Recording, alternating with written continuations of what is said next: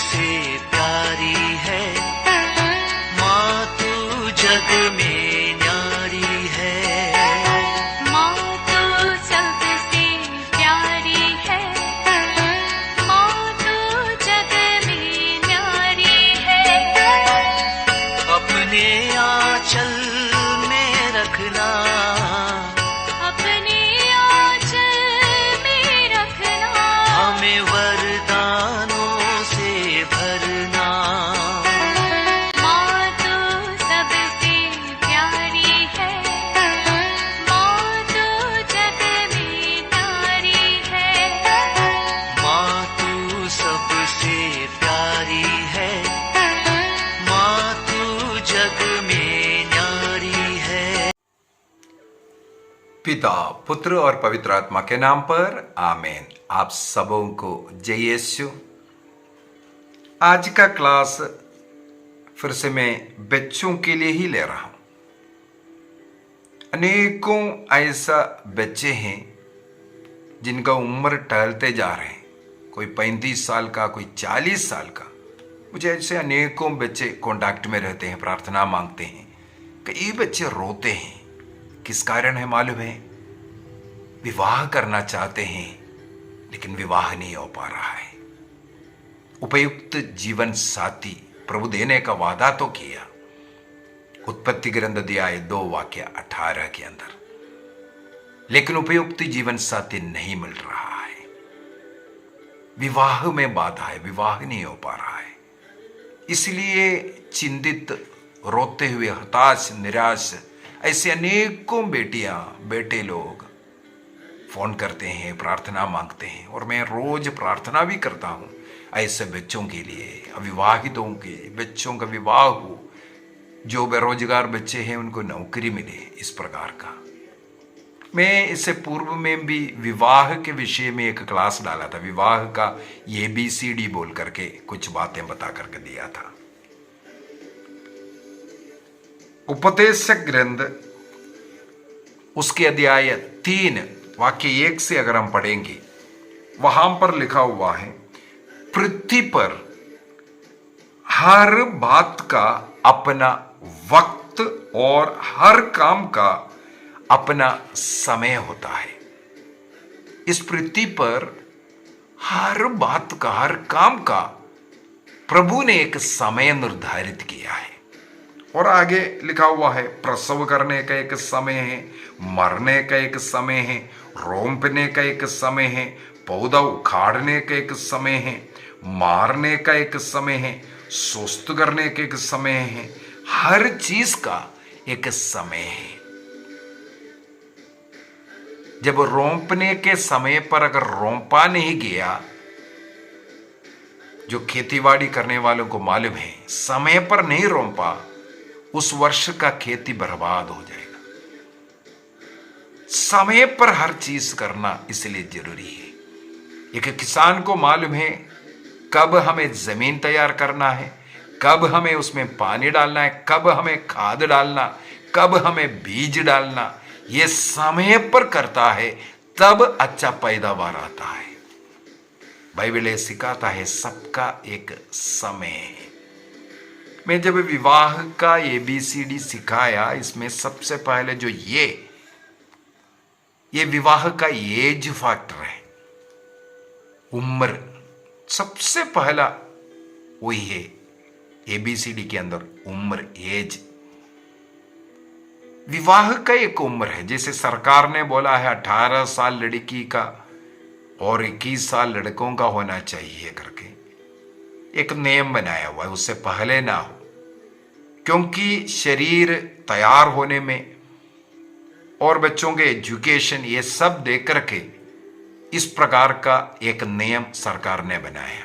क्योंकि विवाह के बाद, जैसे इधर हम लोगों ने पढ़ा है, प्रसव करने का एक समय है। स्त्रियों को, लड़कियों को प्रसव करने के लिए अपना शरीर कब अच्छा है, तैयार रहता है। मेडिकल साइंस का कहना है 25 वर्ष से 35 वर्ष तक का जो समय है, एक स्त्री को प्रसव करने में सुरक्षित समय कहा जाता है। उससे पहले या उससे बाहर, बाद में जो होता है, वो थोड़ा सा उनके लिए हानिकारक होता है। इसलिए विवाह का एक समय है। आजकल के ज़माने में बच्चे लोग सब अच्छा पढ़ाई कर रहा है और खान पान, इसलिए ये जो उम्र 18 साल लड़कियों का थोड़ा सा और आगे बढ़ाना बहुत ज़रूरी है। 18 साल में आजकल शादी नहीं करवाना ही अच्छा है, क्योंकि कच्चा है। इसके बाद बच्चों का ज़िंदगी बर्बाद ही होता है, क्योंकि उतना शारीरिक रूप से भी पक नहीं रहे। पहले का समय पर शारीरिक रूप से मेहनत करने वाले बच्चे थे, शरीर तैयार होता था। लेकिन आजकल कोई ऐसे शारीरिक काम ना करने के कारण थोड़ा सा और उम्र आगे बढ़ना चाहिए। लड़कियों का हम बोलेंगे 21, 22, 23 ऐसे उम्र में हो। जैसे प्रसव करने का एक उम्र है, वो तो बिल्कुल सही है, 25 साल से 35 साल। इसका मतलब उससे पूर्व में लड़कियों का विवाह होना चाहिए। और लड़कों का विवाह के लिए जैसे 21 बोला था, आजकल पढ़ रहा है अपने पैरों पर खड़े रहना है, अर्थात एक विवाह करने के बाद अपने पत्नी को, अपने बच्चों को संभालने लायक होना चाहिए। लड़के पढ़ लिख कर के कुछ काम करने वाला होना चाहिए। इसके बाद उनका विवाह सोचना, इसका मतलब है वे लोग 25 साल के बाद सोचना चाहिए। फिर भी किसी का भी विवाह है 30 साल के पहले पहले होना जरूरी है। बच्चों का विवाह होना है, बुढ़े बुढ़ियों का नहीं। इसलिए चाहे लड़का हो या लड़की हो, अगर लड़कियों का उम्र 25 पार कर रहा है, सोचना चाहिए वो ज़्यादा उम्र हो गया है। अगर लड़कों का इसी प्रकार 27-28 साल पार हुआ, सोचना चाहिए उम्र पार हुआ है। इसलिए बाइबल के अंदर एक और वचन है, प्रवक्ता ग्रंथ उसके अध्याय 7 वाक्य 17, Sirach chapter 7 verse 27, Sirach chapter 7:27, अध्याय 7 वाक्य 27, मैं पहले शायद 17 बोला था, 27। अपनी पुत्री का विवाह प्रबंध करो, यही एक महत्वपूर्ण कार्य है, किंतु उसे एक समझदार व्यक्ति को सौंपो। तो बाइबल भी हमें यह सिखाता है अपने बच्चों का, विशेषकर बेटियों का विवाह का प्रबंध करना और समझदार लड़कों से शादी करवा कर देना एक महत्वपूर्ण बात है। इसका मतलब माता पिता का कर्तव्य है बच्चों का विवाह समय पर करवाना, और उसके लिए माता पिता को जब वो उनका उम्र आता है तब से कोशिश करते रहना चाहिए ताकि समय पर हो। और बच्चों को भी ये सीखना, कई बच्चों से हमारा बातचीत हुआ, 35 साल हुआ, 40 साल हुआ, इसके बाद ब्रदर प्रार्थना करो। मैं पूछता हूँ अब तक कहाँ सो रहे थे? पढ़ाई किया, नौकरी ढूंढा, ये है वहाँ है।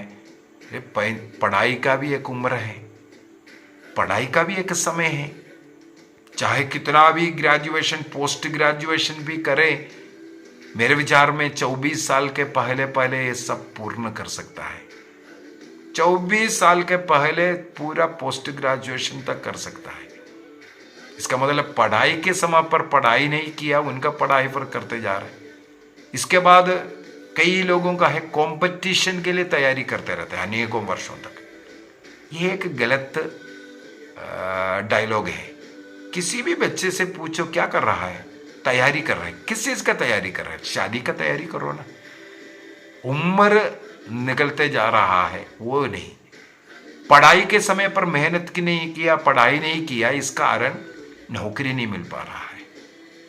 आज कंपटीशन का जमाना है। तुम 10वीं 12वीं और कॉलेज की पढ़ाई में मेहनत नहीं किया, इसके बाद कंपटीशन लिख करके हमें नौकरी मिलेगा, इसके बाद सेटल होने के बाद शादी करेगा, ये एक गलत धारणा है। हाँ, जरूर लड़का नौकरी कर करके काम कर करके मेहनत करने वाला लड़का शादी करना चाहिए, क्योंकि अपने पत्नी को संभालने के लिए माता पिता से लेकर के जीने वाला नहीं होना चाहिए। काम करो, अपने परिवार को चलाने लायक होना चाहिए। लेकिन लड़कियों का इस प्रकार नहीं है। विवाह के बाद उनका सेटल, नौकरी, मैं नहीं बोल रहा नौकरी नहीं करना, नौकरी करना है, लेकिन विवाह के बाद और सेटल होना है। इस प्रकार का एक सोच रखना बहुत ही जरूरी है। अनेकों बच्चों का इसलिए विवाह नहीं हो पा रहा है क्योंकि वो अच्छा नौकरी पर है, उसके अनुसार उनको लड़का नहीं मिल रहा। नहीं तो जहां नौकरी कर रहा है वहां नहीं मिल रहा है, कहीं और है, इसलिए अलग रह रहा है। ये भी अच्छी बात नहीं। विवाह के बाद पति पत्नी दोनों एक साथ रहना ये भी बहुत जरूरी है, तभी वो वैवाहिक जीवन अच्छी तरह आगे बढ़ सकता है। तो इसमें क्या क्या रुकावट है, कहाँ का प्रॉब्लम है, ये सब देखने की जरूरत है। कई बच्चे ऐसे हैं, हाँ नौकरी करने दो, सेटल होने दो, घर बनने दो, या घर वालों को दो संभालने दो, छोटे भाई बहनों को देखभाल कर रहा है। इस प्रकार ये सब विवाह के अंदर भी हो सकता है। विवाह के समय पर बोलना, हाँ मेरा माता पिता को देखना जिम्मेदारी मेरा है, ऐसे लड़के प्रभु देगा। तोबित का ग्रंथ उसके अध्याय 6 वाक्य 18 और 19 को अगर हम पढ़ेंगे, वहां पर लिखा हुआ है, अनादि काल से उनके साथ विवाह के लिए ईश्वर ने यही तैयार किया है, अनादि काल से निश्चित किया है, निर्णय किया है। पढ़ता हूं, यह अनंत काल से निश्चित किया गया कि वह तुम्हारी होकर रहेगी।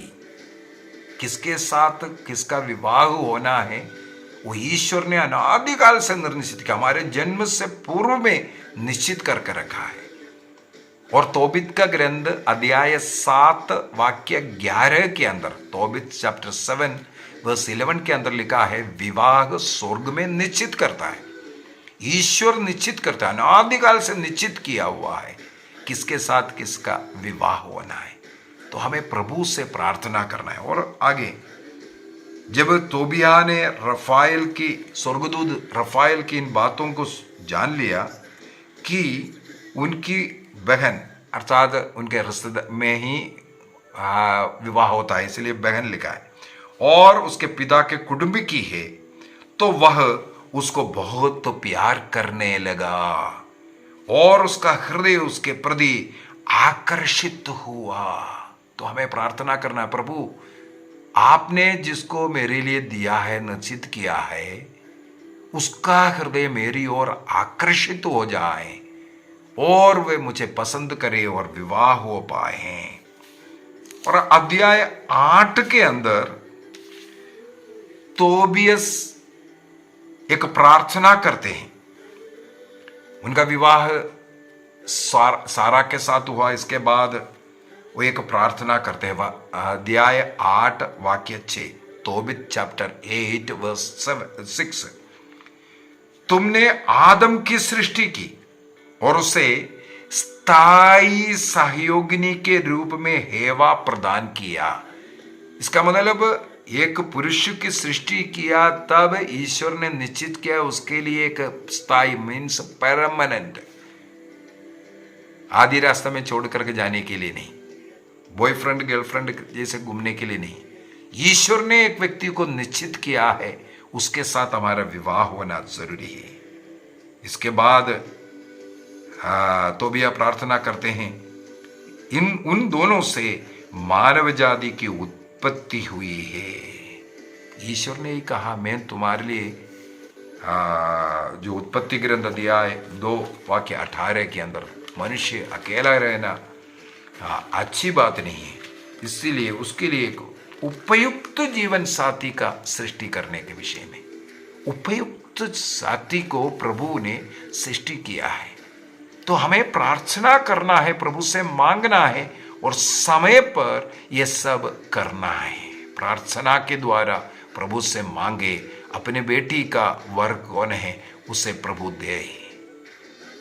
हमें इसी प्रकार उत्पत्ति ग्रंथ अध्याय 24 हमेशा मैं लोगों को बोल करके देता हूं। ये अध्याय उत्पत्ति ग्रंथ अध्याय 24 के अंदर अब्राहम अपने घर के जो बुजुर्ग जो व्यक्ति है, नौकर है, उसको उनके देश में, जिस देश से ईश्वर ने कनान देश लेकर के आया था, उनके उस देश में भेजते हैं ताकि अपने बेटे के लिए एक वधू लेकर के आवे। उस नौकर ने पहले बोला, मुझे आपका कुटुंब कौन है क्या है मालूम नहीं, हो सकता है मेरे से कहीं गलती हो जाए। कसम खिलाया नहीं आना। इसके बाद बोल करके देने वाला एक बहुत ही सुंदर शब्द मुझे बहुत प्रेरित करता है। Genesis chapter 24 verse 7। वहां पर इब्राहिम ने उस नौकर से कहते हैं, तुम मेरे पुत्र को वहां से कदापि नहीं वहां लेकर के बेटे को नहीं लेके जाना, लेकिन तुम वहां से लेकर के आना बेटी को।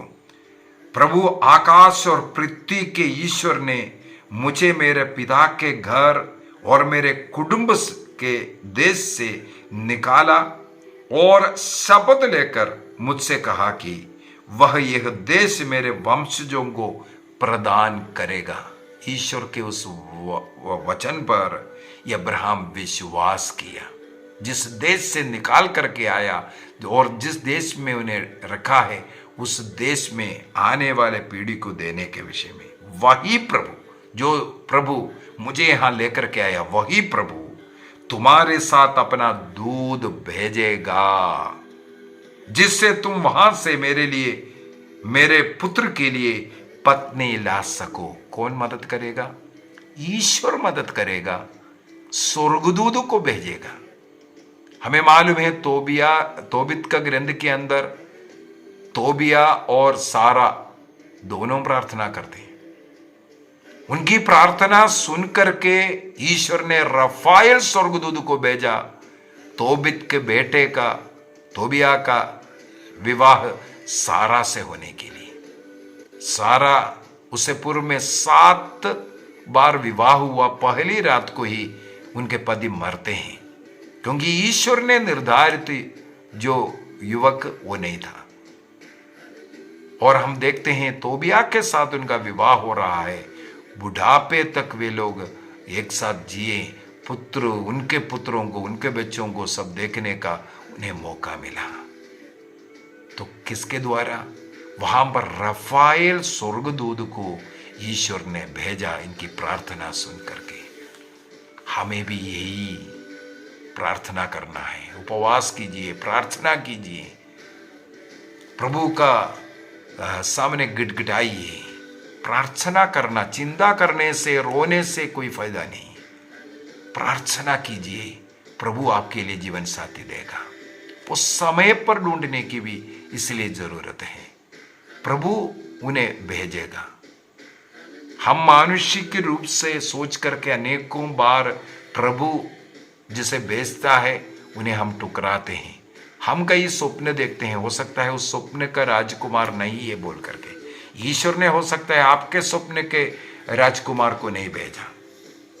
जर्मिया का ग्रंथ अध्याय 29 वाक्य 11 में लिखा हुए, तुम्हारे लिए निर्धारित अपनी योजना मैं जानता हूं। तुम्हारी हित की योजना, अहित की नहीं। तुम्हारे लिए एक आशामय भविष्य की योजना। इसका मतलब प्रभु को हमारे प्रति एक योजना है। उस योजना में हमें विश्वास करना है।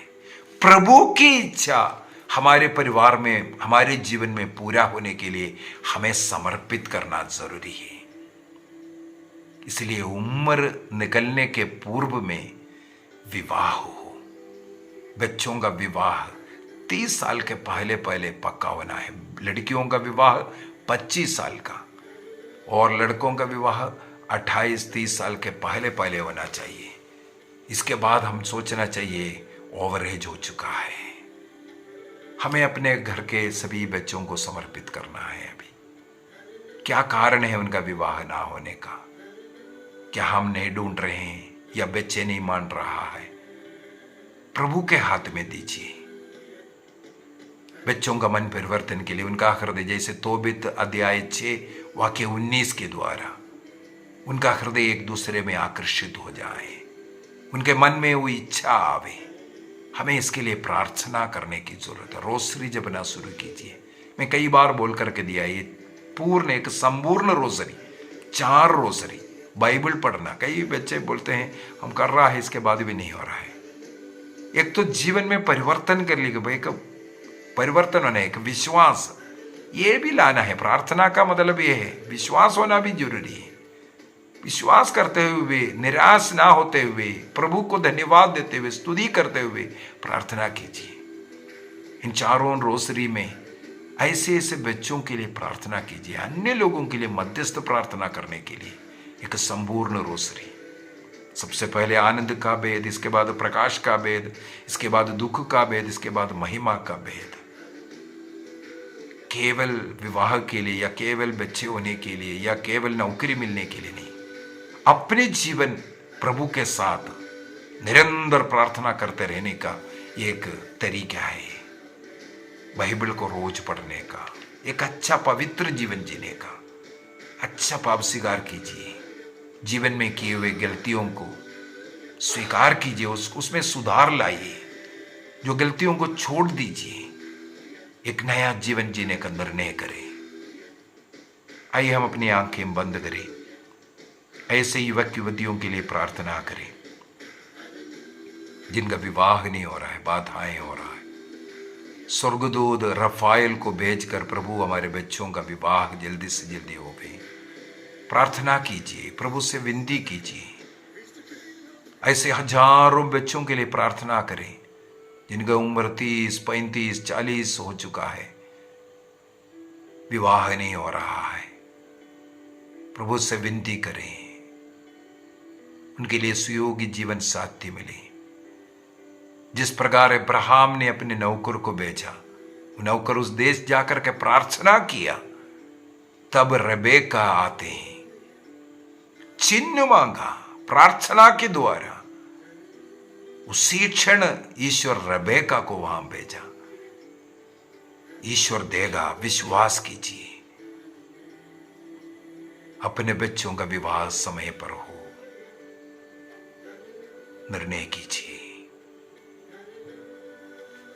पिता, पुत्र और पवित्र आत्मा के नाम पर आमीन। आप सबों को जय यीशु।